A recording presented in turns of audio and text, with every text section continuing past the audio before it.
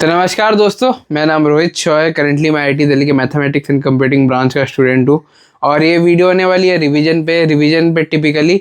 और ये video particularly उस चीज़ में होगी कि आपको एक दिन में रिवीजन कैसे करना है ना। क्योंकि देखो, at some point of preparation में आपका एग्जाम जैसे ही पास आएगा, चाहे वो बोर्ड एग्जाम हो, चाहे वो टर्म एग्जाम हो, चाहे वो जेई मेंस हो, जेई एडवांस हो, आपको एक दिन पहले सारा सिलेबस रिवाइज करना है।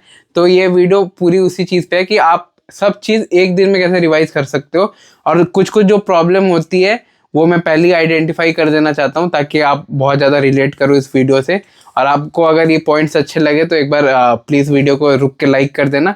मैं बहुत मतलब अंदर से खुशी होती है मेरे को बहुत ज़्यादा, मतलब आई फील हैप्पी। तो एक बार अप्रिशिएट कर देना अगर मन करे तो। मैं यहाँ से स्टार्ट करता हूँ।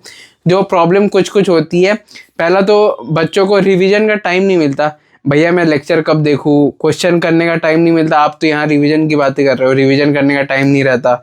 दूसरा जो दिक्कत है वो कॉमन प्रॉब्लम है और वो है कि रिवीजन करते हुए ना नींद बहुत आती है। रिवीजन इटसेल्फ में बहुत ज़्यादा टायरिंग और बोरिंग सा प्रोसेस है, तो उसमें ना नींद बहुत आती है। तो आलस के मारे रिवीजन डिले होता रहता है, ये मैं बोलना चाहूँगा। और तीसरा जो चीज़ है, क्या रिवीजन को लेक्चर से करे, नोट्स पढ़ के करे, कि जो क्लास में नोट्स देते हैं उसको रिवाइज करके करे पीडीएफ फॉर्मेट में। तो रिवीजन करे कैसे, लेक्चर से करे कि नोट से करे, है ना। और चौथा, ये एक टिपिकल माइंडसेट है बहुत बच्चों का कि मैं रिवीजन तभी करूँगा जब मेरा सिलेबस कंप्लीट हो जाएगा, या जब मेरा ये वाला पोर्शन पूरा खत्म हो जाएगा। 11 का समझ लो मेरा पूरा फिजिक्स हो जाएगा, तभी मैं पूरा फिजिक्स रिवाइज करूँगा, है ना। तो ये 4 प्रॉब्लम है जो बच्चों को बहुत आती है। तो इस वीडियो में कहीं ना कहीं उसका सॉल्यूशन होगा। तो यहाँ से स्टार्ट करते हैं। पॉइंट नंबर 1, रिवीजन का टाइम वगैरह नहीं है, मतलब कब रिवीजन करे, कब क्वेश्चन प्रैक्टिस करे, कब लेक्चर करे, इसी में उलझ जाते हैं। तो आपने देखा होगा जब आपका एग्जाम बहुत पास आता है ना, लाइक आपका समझ लो जो 25 वाले वो रिलेट कर रहे होंगे, है ना, कि उनका एग्जाम जब पास आता है ना, उनको ना ऐसा कोई पढ़ने की मोटिवेशन देना नहीं पड़ता कि यार आप पढ़ो, है ना। उसको पता है कि उसको पढ़ना, उसका 1 महीने में एग्जाम है, तो खुद ही ऑटोमेटिकली सुबह उठ के वो बुक निकाल के पढ़ने लगता है। तो इसी चीज़ को बोलते हैं पार्किंसन लॉस। और इसे कैसे यूज़ करना है इस चीज़ में मैं आपको बताता हूँ। आप ना जैसे टाइमलाइन दो अपने आप को कि भाई मेरे को ना 1 दिन के अंदर ही पूरा रिवीजन करना है, अगर कल हो गया तो मैं रिवाइज नहीं करूँगा। तो ऐसे करके अगर डेडलाइन अगर आप सेट करते हो ना, तो पार्किंसन लॉ जो बोलता है कि यार मतलब आपको अगर वो दिमाग में बैठ जाता है कि स्टिपुलेटेड टाइम के अंदर करना है। फॉर एग्जांपल अगर आपको ना जैसे रिवीजन करने में बहुत ज़्यादा स्लो हो, है ना, तो उसके लिए क्या करना होता है कि आप अपने आप को ये बोलो कि यार मेरे को करना ही है, चाहे रिवीजन खराब हो अच्छा हो। रिवीजन बहुत बच्चे ये करते हैं ना कि भाई वो नए से चैप्टर पढ़ना स्टार्ट कर देता है कि यार रिवीजन के नाम पे पूरा चैप्टर ही पढ़ दिया, है ना। तो ऐसा बहुत टाइम जाएगा और अभी उतना रिवीजन में टाइम देके है नहीं। मैं जो और भी तरीके बोलूँगा उससे बहुत ज़्यादा फ़ायदा होगा। तो रिवीजन का अगर आपके पास टाइम नहीं है तो पार्किंसन लॉ का यूज़ करो। अपने दिमाग में ये सेट करो कि मेरे पास बहुत टाइम कम है। जो 25 वाले उनके ऑलरेडी सेट हो रखा है, जो 26 या फ्यूचर एस्पिरेंट है वो सेट करो कि मेरे को 1 दिन के अंदर रिवीजन कंप्लीट करना है, चाहे कुछ भी हो जाए। अनरियलिस्टिक चीज़ है, 1 दिन के अंदर करना ही है तो करना ही है, ऐसा टाइप का। ये माइंडसेट आपको बहुत आगे लेके जाएगी। इसको बहुत जन बोलते हैं डिटर्मिनेशन, कि भाई मेरे को अगर करना है तो करना है। इस चीज़ को बोलते हैं डिटर्मिनेशन। अब आ जाते हैं पॉइंट नंबर 2 में कि भाई रिवीजन करते हुए ना बहुत नींद आती है मेरे को, लाइक बहुत आलसपन के लिए क्या होता है, रिवीजन डिले होता है। मैंने सोचा था आज मैं रोटेशन तक कर लूँगा, बट मैं अभी एनएलएम तक ही रिवाइज कर पाया क्योंकि मेरे को नींद आने लगा, वहाँ इतने बेकार कॉन्सेप्ट थे। तो ये देखो एस्पिरेंट पॉइंट में सबके साथ होता है। देखो पढ़ाई ना थोड़ी बहुत बोरिंग सी चीज़ है, और मैं ये एडवांस क्वालिफाई करके खुद ही बोलता हूँ कि मतलब उतना अच्छा नहीं है। तो इस चीज़ को इंटरेस्टिंग बनाने के लिए आप ये करो, या तो देखो सबसे अच्छा, या तो अगर आपकी मम्मी है ना तो उसको समझा दो। पहला पॉइंट ये हो गया।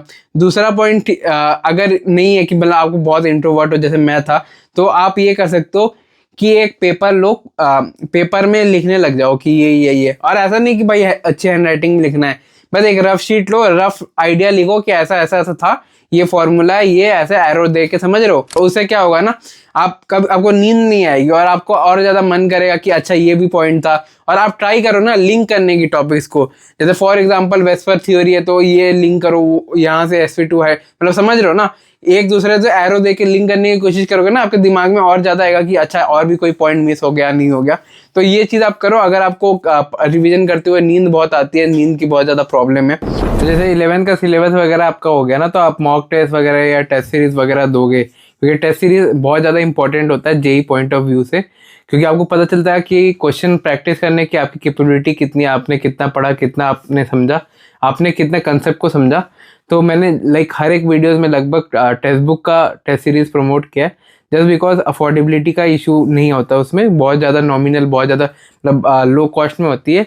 और इस फेज़ में जेई एस्पिरेंट के पास अभी उतना पैसा नहीं होता कि टेस्ट सीरीज़ वगैरह महंगी टेस्ट सीरीज़ ले, तो ये बहुत ज़्यादा रेलेवेंट टेस्ट सीरीज़ है। और मतलब ऐसा नहीं कि सस्ता है तो ख़राब है, बहुत अच्छी टेस्ट सीरीज़ है। और ऊपर से आप मेरा कोड वगैरह यूज़ करोगे, मेरा कोड भी बहुत ज़्यादा फैंसी है RHS, आप वो यूज़ करोगे तो आपको मैक्सिमम ऑफ मिलेगा। तो आप मैं इसका लिंक डिस्क्रिप्शन में दे दूंगा, आप इसको चेकआउट करना मत भूलना। और तीसरा ये जो प्रॉब्लम है कि रिवीजन मतलब नोट्स या ऑनलाइन लेक्चर किसको प्रेफर करना चाहिए, क्या है मतलब। तो इसका आंसर है कि देखो, ना तो आपको रिवीजन ऑनलाइन लेक्चर से करना है, ना तो आपको PDF नोट से करना है, ना कि आपको हैंड रिटन नोट से करना है। दो तरीके होता है रिवीजन करने के, एक तो हो गया कि आप रिवाइज करो थ्रू क्वेश्चन, है ना, और ये कैसे करना ये भी मैं बताऊंगा।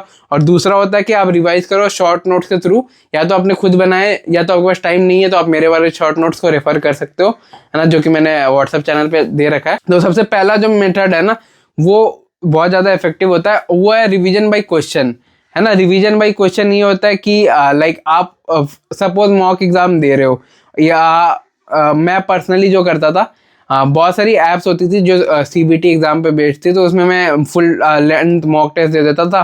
फिर वहाँ से जो गलत आंसर है और जो सही आंसर है दोनों का मैं डिटेल जो सॉल्यूशन लिखा हुआ है ना कि ये क्यों है, तो वो मैं पढ़ता था। ये आप रिवीजन कर सकते हो चैप्टर वाइज टेस्ट देके, आप 1-1 घंटे का टेस्ट टाइमर बैठा के कैसे भी कर सकते हो, है ना। तो इससे क्या होगा, अगर आप ऐसे करोगे आपके क्वेश्चन भी बन जाएंगे, आपको रिवीजन करने के लिए बुक नोट्स कॉपी लेक्चर कुछ नहीं देखना पड़ेगा। वो जो छोटा सा लिखा रहता है ना आंसर के बगल में कि भाई इसका एक्सप्लेनेशन ये है, तो वही आता है एग्जाम में जनरली, और उससे ही मतलब मोस्टली थोड़ा करके पूरा चैप्टर कवर हो जाता है। तो मैं जनरली 1 घंटे का टेस्ट देता था चैप्टर वाइज, तो उससे मेरा क्वेश्चन भी हो गया, रिवीजन भी हो गया, और मैं ऑल्टरनेट कुछ करता नहीं था। शॉर्ट नोट्स वगैरह अब मैंने यूज़ करे थे, लेकिन वो बहुत लास्ट के टाइम में कि भाई 1 दिन पहले जैसे एडवांस के, तो वैसे मैंने यूज़ करे थे। चौथा जो प्रॉब्लम है कि पूरा सिलेबस हो जाएगा तब रिवीजन करूँगा, तो ये माइंडसेट बहुत ख़राब है। एज अ मतलब जब मैंने जेई एडवांस दिया था, मेरे खुद के मतलब सिलेबस कंप्लीशन नहीं हो रखा था। 3-4 चैप्टर जैसे प्रोबेबिलिटी, बाइनोमियल थ्योरम, PNC वगैरह में मेरे को तब भी दिक्कत थी, मेरे को वो तब भी नहीं आता था। मतलब पर्टिकुलरली PNC और बाइनोमियल के जो क्वेश्चन होते हैं ना जो एडवांस में आते हैं, उसमें मैं एकदम भी वो नहीं था। बट मैंने ये प्रेफर किया कि मैं पहले रिवाइज करूंगा जितना हो गया है, क्योंकि अगर मैंने बस नाम के लिए चैप्टर पढ़ा है, जो बहुत बच्चे करते हैं कि उन्होंने नाम के लिए बस चैप्टर पढ़ लिया, उसको अब वास्ता नहीं है उसका, वो है ना कि जैसे ये भी खाना है वो भी खाना है। अच्छा, उसको दिखता है कोई यूट्यूबर बोलता है इस चैप्टर से कोऑर्डिनेट से आपको आता है 4 मार्क्स, 4 मार्क्स भी निकल गया, वेक्टर भी कर लिया, 3D भी कर लिया, वो रिवाइज नहीं कर रहा, वो बस ऐसा है कि भाई मैंने कर लिया तो मेरे हाथ में 4 मार्क्स है, जबकि ये बहुत बड़ा मिथ है। आप खुद देखोगे एग्जाम के पहले आपको कितनी ज़्यादा वो होगी, और जब आपका एग्जाम होगा ना, जैसे होगा तो स्क्रीन ब्लैंक हो जाएगा। तो रिवीजन 1 दिन लगता है रिवाइज करने में, मेरे को पर्टिकुलरली 1 दिन लगा था सारे चैप्टर को रिवाइज करने में खुद से।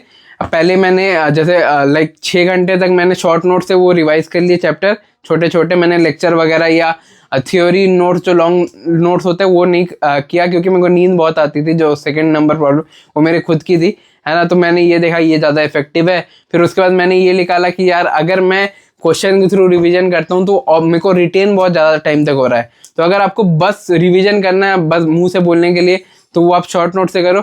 लेकिन अगर आपको लंबे टाइम तक रिटेन करना है तो revision by question is the best method. और इसी नोट के साथ मैं वीडियो को खत्म करना चाहूंगा। मैं बस टू द पॉइंट और कंसाइज बातें कर रहा हूँ, बिल्कुल एकदम स्ट्रेट फॉरवर्ड आपको बता दिया कि ये सब चीज़ें मैं करता था। और जो बच्चों को दिक्कत आती है वो सारे प्रॉब्लम मैंने स्टार्टिंग में ही लिस्ट डाउन कर दिया, ताकि आप पूरा सुनो क्या क्या इसको सॉल्व करने का है। और एक कमेंट मेरे को ज़रूर करना अगर आप यहाँ तक हो कि I will crack my exam and I will be determined. आपको डिटर्मिनेशन दिखाना है या रिवीजन क्वेश्चन किसी चीज़ में, डिटर्मिनेशन बहुत इंपॉर्टेंट होता है। तो कमेंट बस आप ये कर दो डिटर्मिनेशन, तो मैं समझ जाऊंगा कि आप कितना ज़्यादा सीरियस हो जेई के लिए। मिलता हूँ किसी और वीडियो में, बाय बाय।